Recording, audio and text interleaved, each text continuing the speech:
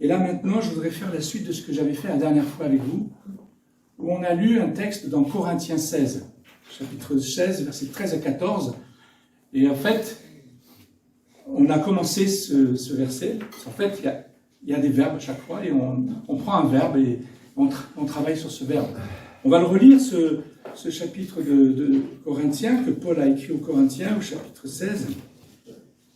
Veillez, demeurez fermes dans la foi, soyez des hommes, fortifiez-vous, que tout ce que vous faites se fasse avec amour.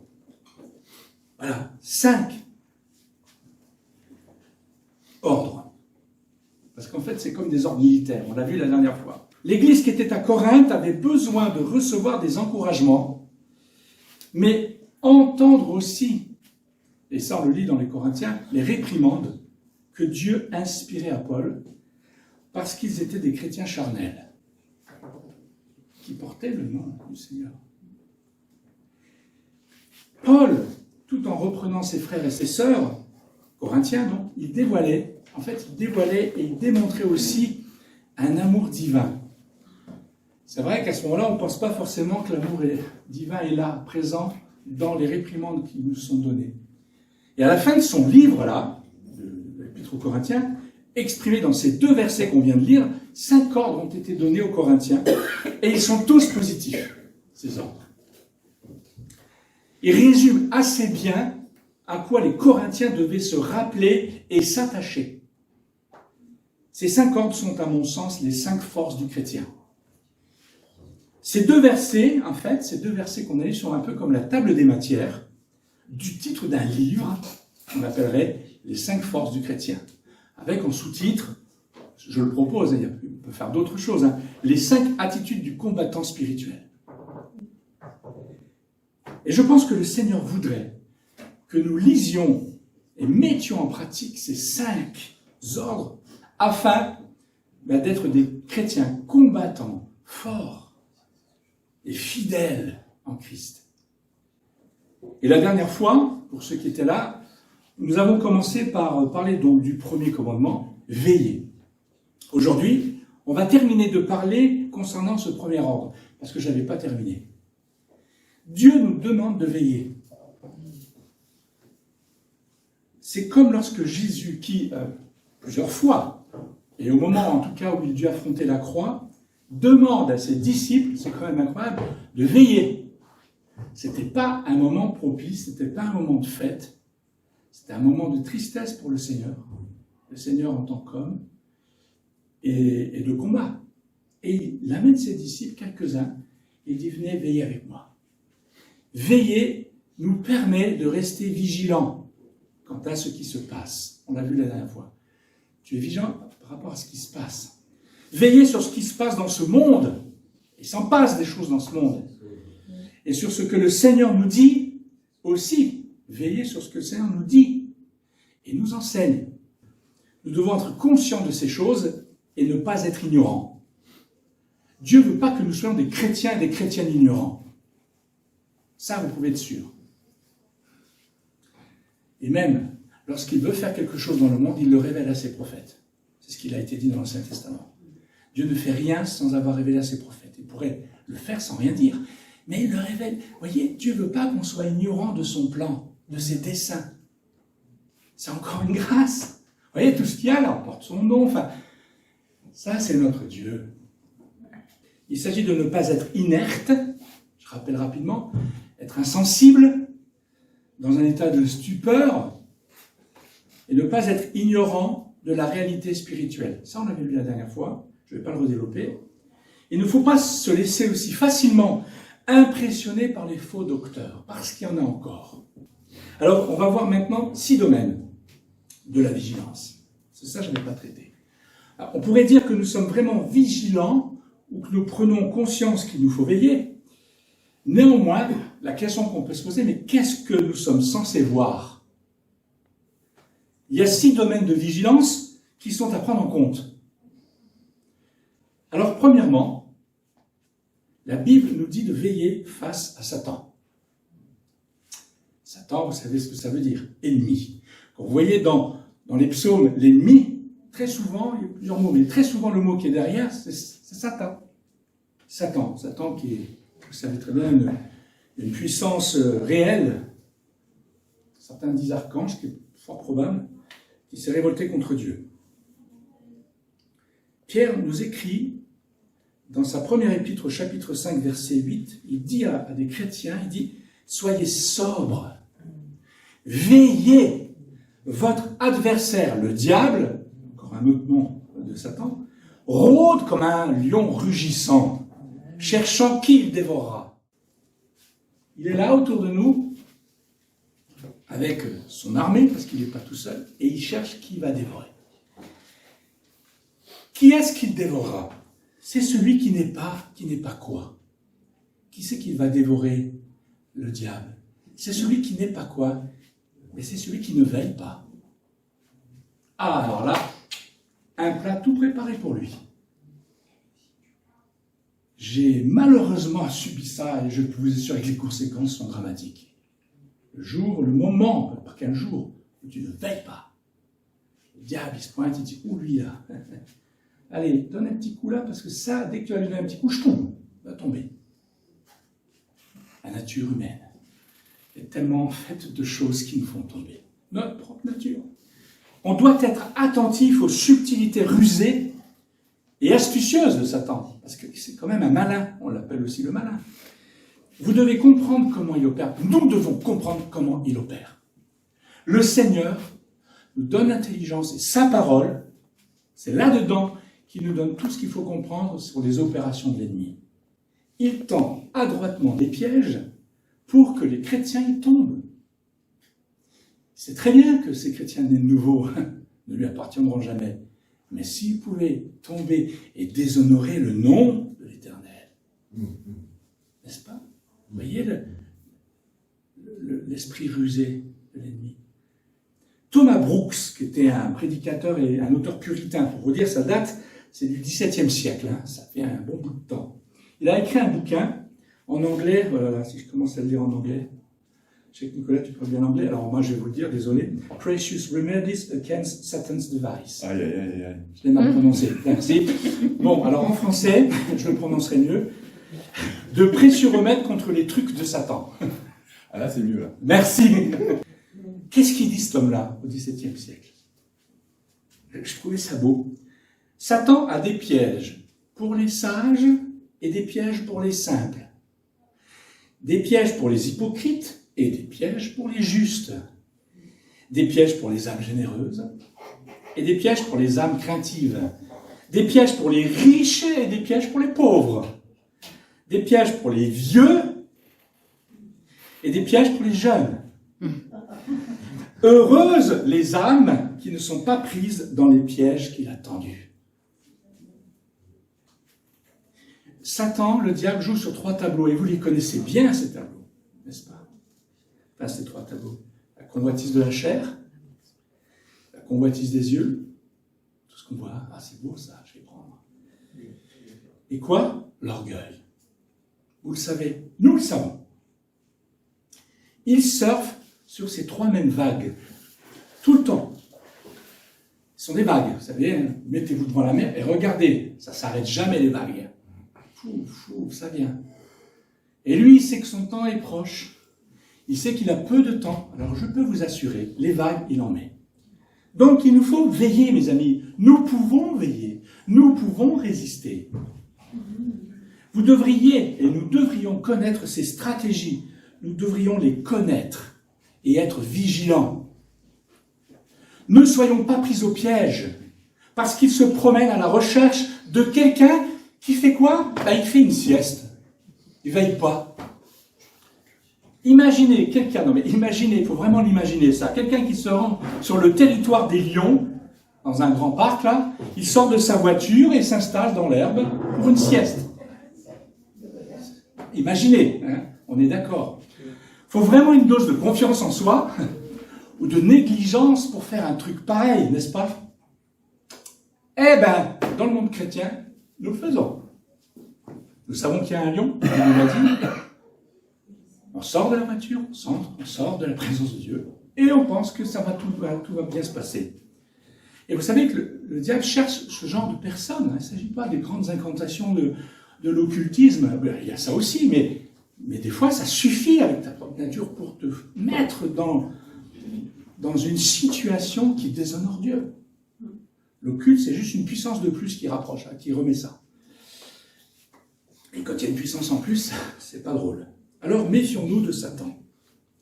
La Bible nous dit simplement, vous savez ce qu'elle nous dit par rapport à Satan?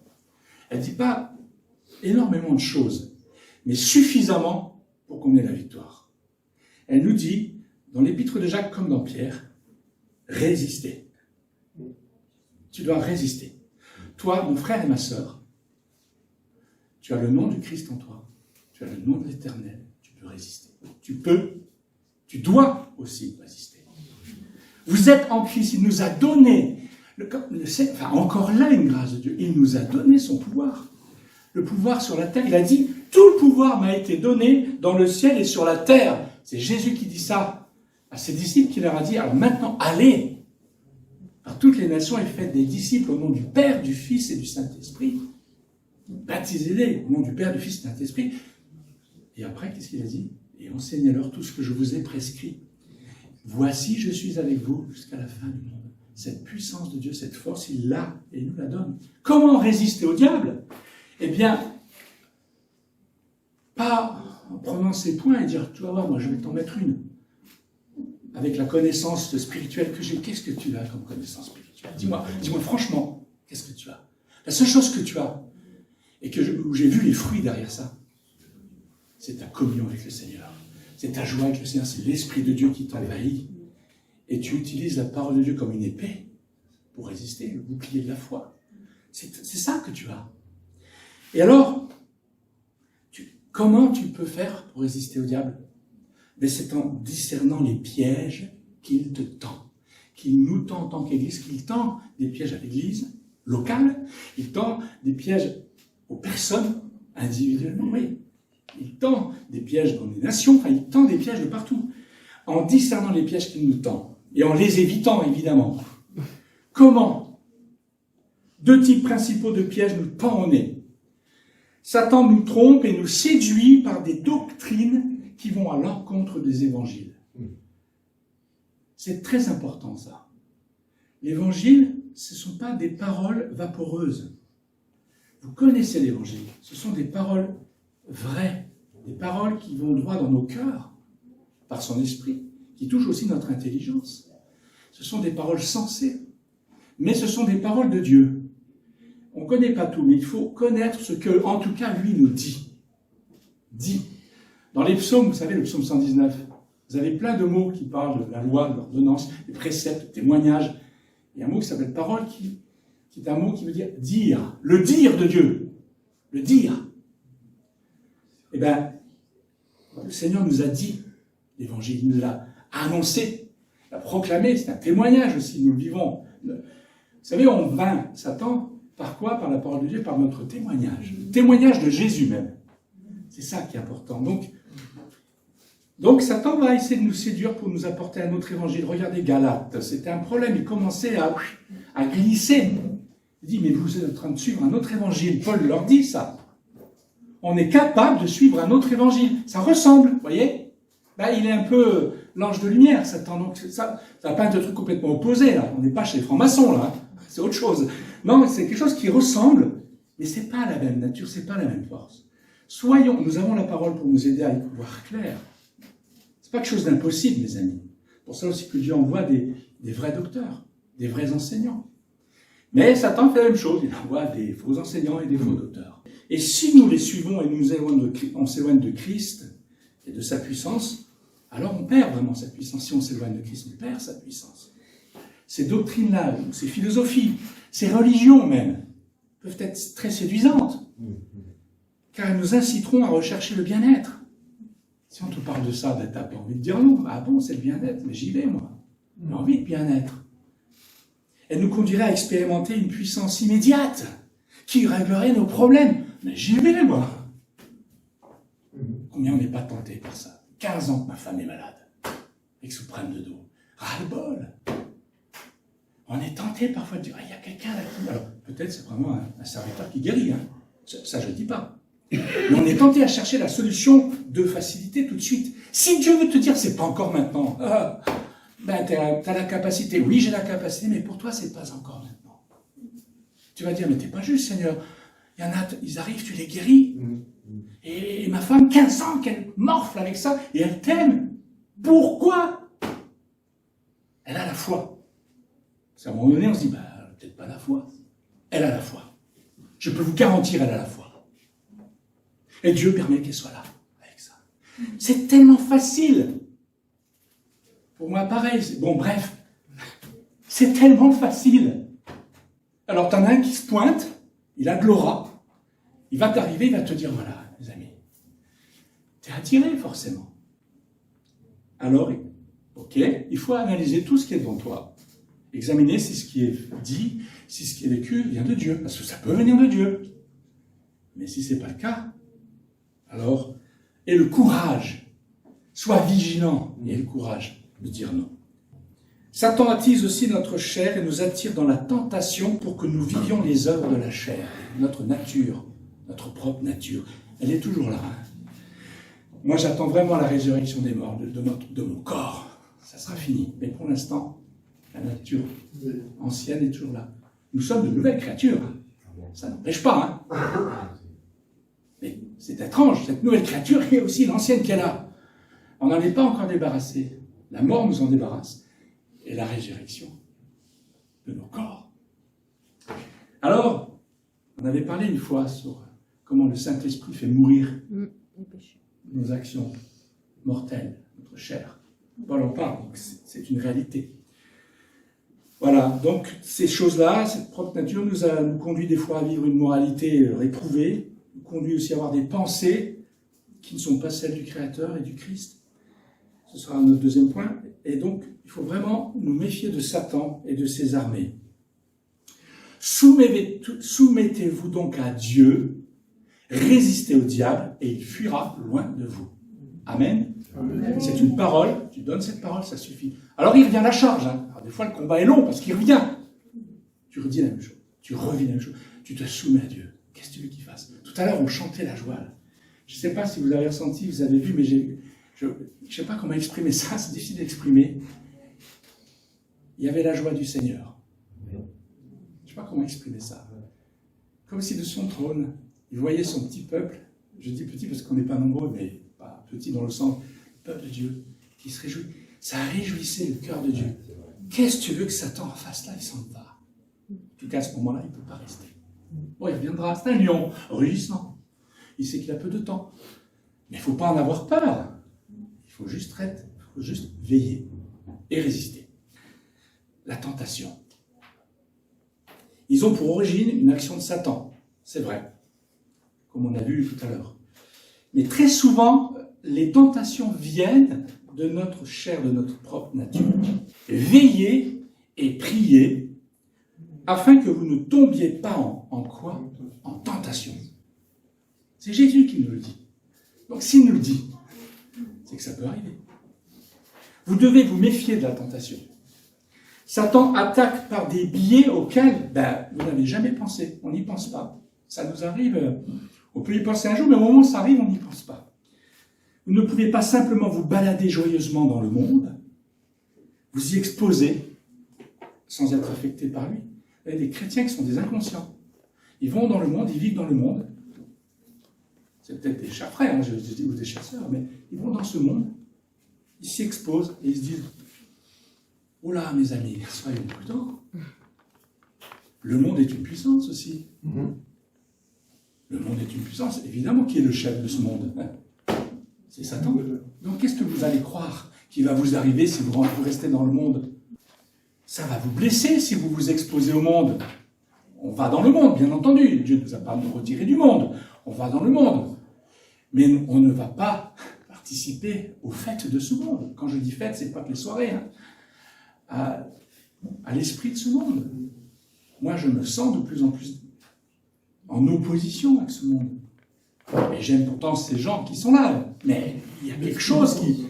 Et quand je commence à un petit peu à glisser là, C'est très étrange. J'ai moins de problèmes avec le monde. Regardez bien vos vies. Et on sent ça. Alors chacun mesure différemment, parce qu'on a des émotions et aussi des perceptions différentes, mais c'est les mêmes problèmes qui arrivent. Ça va vous blesser si vous restez dans ce monde. Vous serez exposé à toutes sortes de tentations. Veillez, gardez les yeux ouverts, c'est important. Et n'allons pas là où on va être 10 000 fois tenté, plutôt ailleurs où on y sera un peu moins. Troisième chose, veillez face à l'apathie et à l'indifférence. La troisième chose dont nous parle le Nouveau Testament, justement, c'est de se méfier de l'apathie et de l'indifférence. Alors l'apathie, c'est quoi? Ça désigne une absence d'énergie, une incapacité à réagir. Ça nous parle de mollesse, quoi. La personne atteinte d'apathie se montre généralement indifférente. Et dans son truc, elle est indifférente à l'émotion parfois, à la passion parfois, à la motivation, ou parfois les trois, ça dépend. Et l'individu apathique, eh bien, il peut également se montrer insensible vis-à-vis des autres. Je sais que tu passes pour être vivant et tu es mort. Waouh, c'est dur de dire ça à une église quand même. Hein. Sois vigilant, affermis le reste qui est prêt de mourir. Sois vigilant. Écoutez, une église peut, plus ou moins, se complaire dans l'apathie. Un chrétien peut se contenter d'être satisfait, à la limite même content de lui-même, apathique et indifférent.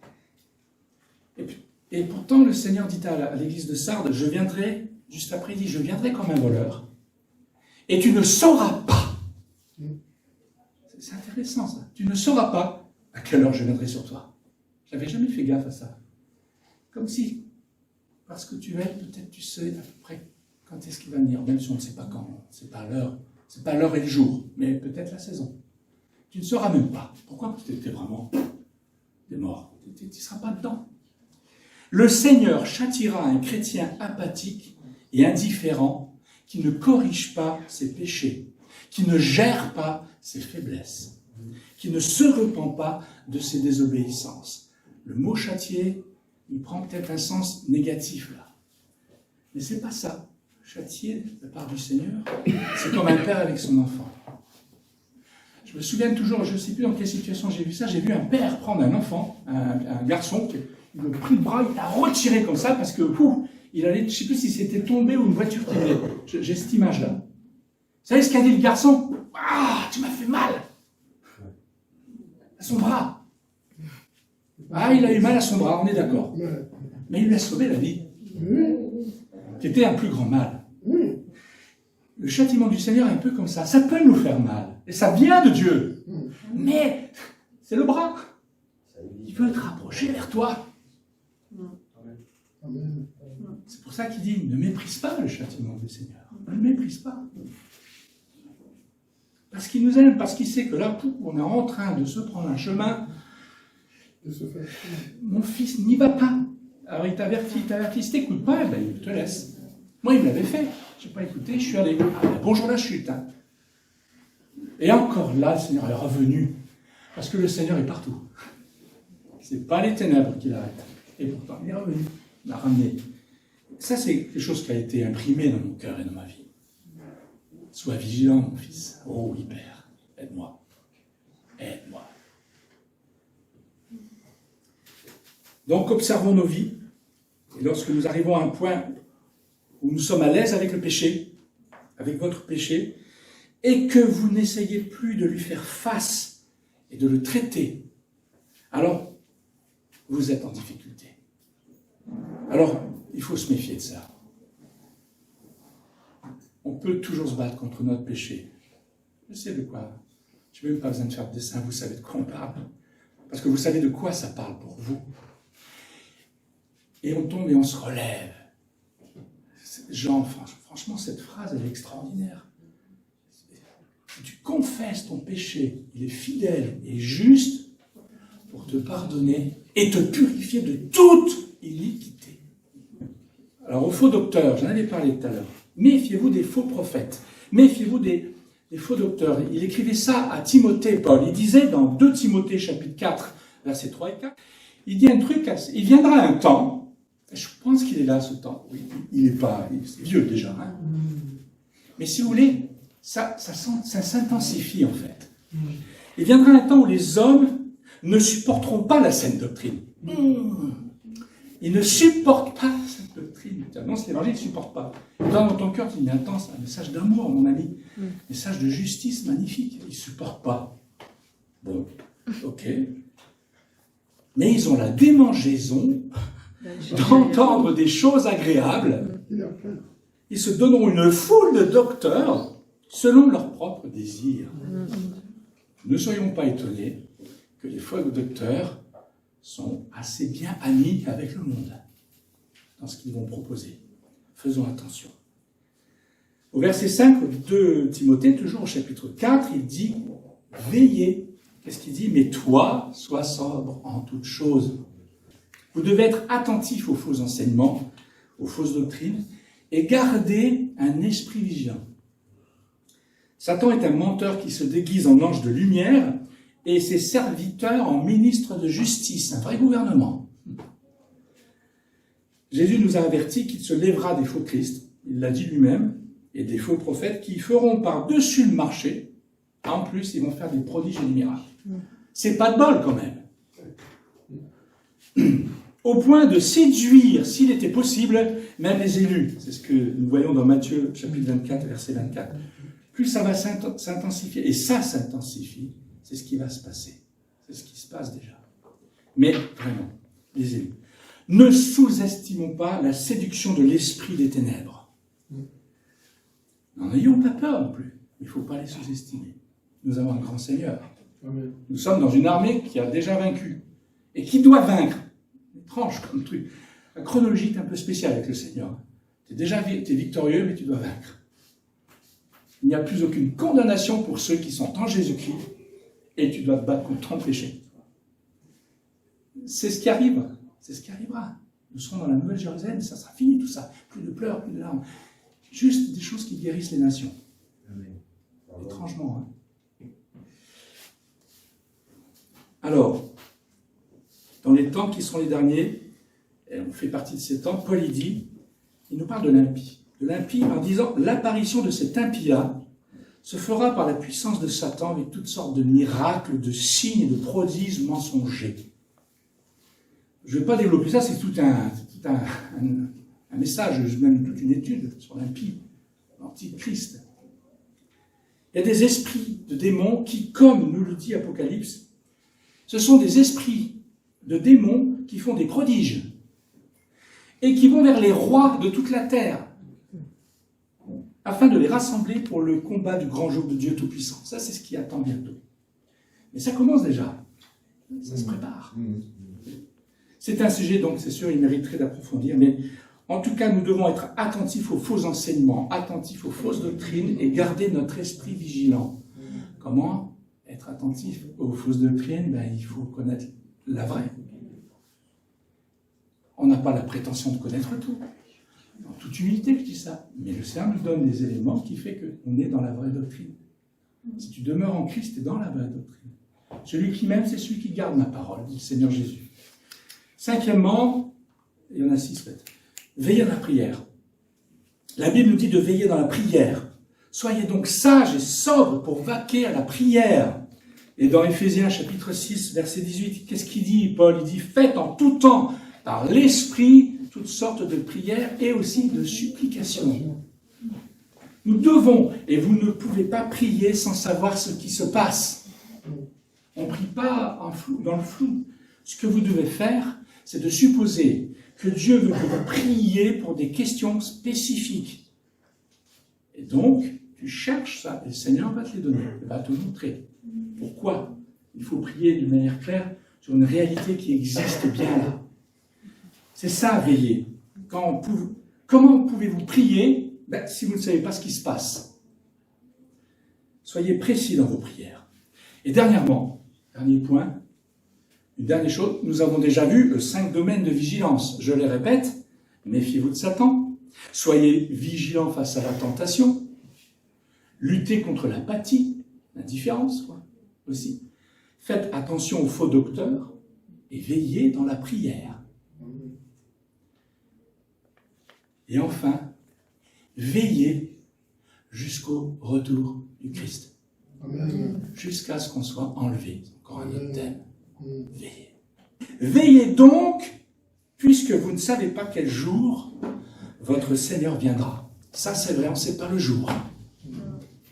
Tu n'as pas dans ton agenda, ah, c'est aujourd'hui. Allez, mets ton habit, c'est aujourd'hui que tu vas partir. En fait, il nous demande de le mettre maintenant. Tu l'as ton habit, là? Hein? Tu l'as? Ah, tu te dis, il est un peu sale. Eh bien, change, hein? C'est pas celui-là. Ah, c'est ça, mes amis, il revient bientôt. Tu crois vraiment? Je ne sais pas quand. Mais franchement, vu ce qui se passe, au vu des Saintes Écritures, au vu même des chiffres que dans les Saintes Écritures qui sont notés, je crois franchement que le Seigneur revient bientôt. Très bientôt. Mais le Père seul le sait. Soyons prêts. Agissons, témoignons jusqu'à ce qu'il revienne. Ça fait plaisir, on va entendre notre frère parler de la mission, parce qu'on continue d'annoncer l'évangile, on continue de soutenir nos frères et nos sœurs, et de nous encourager. Il revient bientôt, mais il nous faut veiller, mes amis. Veillons. Voilà. Qu'est-ce qu'il y a d'autre qui doivent nous tenir en éveil? C'est le prochain retour du Seigneur. Et vous savez que les Corinthiens, ils ont raté leur chance de remporter la victoire. Pourquoi? Parce qu'ils ne veillaient pas. C'est pour ça qu'à la fin de Corinthiens, il dit « veillez ». Parce qu'avant, si vous lisez un peu ce qui se passe, il y a des points où on voit bien qu'ils n'ont pas veillé. Parce qu'ils ne veillaient pas sur leur marche chrétienne. Ils ont succombé à la tentation. On voit des exemples dans Corinthiens avant. À l'apathie. Ils étaient orgueilleux aussi. Bon, bref. Et aux faux enseignements. Ils croyaient qu'il n'y avait plus de résurrection, mes amis. Chapitre 15, lisez. Ils avaient, c'était des Sadducéens, ces hommes-là. Ils ne croyaient pas en la résurrection. Certains, parmi les Corinthiens. Et ils ont cessé de prier. Ils n'étaient pas prêts pour le retour du Christ. Et on peut être aussi dans ce cas-là. Veiller parce qu'on attend, c'est vraiment veiller parce qu'on attend le retour du Seigneur. Il le dit, le Seigneur, 2 fois, dans l'évangile, je vous l'ai cité tout à l'heure. Le Seigneur, dans son amour, veut nous avertir, afin que nous ne soyons pas dans l'état des Corinthiens au moment où Paul écrivait. Et déjà, l'avertissement était pour eux, mais il est aussi pour nous. Dans beaucoup d'églises, il y a des avertissements qui ressemblent à ça. Les choses ne changent pas vraiment, malheureusement, dans l'homme et la femme. Paul nous dit, je finirai avec ça, avec 2 versets. D'abord de Paul, Romains 13, versets 12 à 14. Écoutez ça, mais franchement, c'est beau. La nuit est avancée, le jour approche. Dépouillons-nous donc des œuvres des ténèbres. Revêtons les armes de la lumière. Marchons honnêtement. Ne nous complaisons pas dans ce monde. Comme en plein jour, loin des orgies, loin de l'ivrognerie, de la luxure et de la débauche, des querelles, des jalousies. Allez, ne vous intéressez plus à ces choses, mais revêtez-vous du Seigneur Jésus-Christ. Revêtez-vous. J'ai juste un polo là, mais c'est dans mon cœur aussi. Et n'ayez pas soin de la chair pour en satisfaire les convoitises. Fais-la mourir, cette chair. C'est un projet, je vous l'avais dit une fois. Projet. Entre autres, projet, c'est pas le seul. Fais mourir les actions du corps. Et tu verras la puissance de Dieu dans ta vie. Que ce soit un arbre qui pousse, que ce soit une petite fleur, que ce soit du vent qui pousse. Qu'importe, ça vient de Dieu. Moi, j'accepte ce que Dieu veut que je sois, simplement. Si c'est un petit rayonnement, ça vient de Dieu. Amen, sois loué. Puis il y en a d'autres, c'est une bourrasque. Amen. Ils ont cette capacité. Ça vient de Dieu. Que le Seigneur. Et l'apôtre Jean, qui dit aussi, demeurez en lui, en Christ, afin que lorsqu'il paraîtra, nous ayons de l'assurance et qu'à son avènement, nous n'ayons pas honte d'être éloignés de lui. Alors, qu'en est-il de nous? Est-ce que nous sommes prêts pour le retour du Seigneur? Amen. Voilà, soyons vigilants, mes amis, soyons vigilants. Et comment être vigilant? Il faut rester près du livre qui est la Bible, qui est la parole de Dieu. C'est-à-dire que ce livre, c'est un bout de papier, vous allez me dire, il y a des paroles dedans, mais il y a l'Esprit. C'est l'Esprit qui a fait ce livre à travers les hommes, l'Esprit de Dieu. Donc il ne va pas se contredire, donc il va nous illuminer. Il va enlever le voile. Vous savez, les Juifs ont ce voile. Les Juifs, c'est le peuple de Dieu. Et il a des promesses pour ce peuple de Dieu. Et il va enlever le voile. Il a déjà enlevé à certains le voile des yeux. Mais nous aussi, on a besoin d'avoir le voile qui est enlevé pour comprendre ce que le Seigneur attend de nous et être vigilant. Que le Seigneur nous aide et vous bénisse. Merci pour votre patience. Et que Dieu nous aide à être vigilants. Et la prochaine fois, Dieu voulant, on verra le deuxième point. Amen. Amen.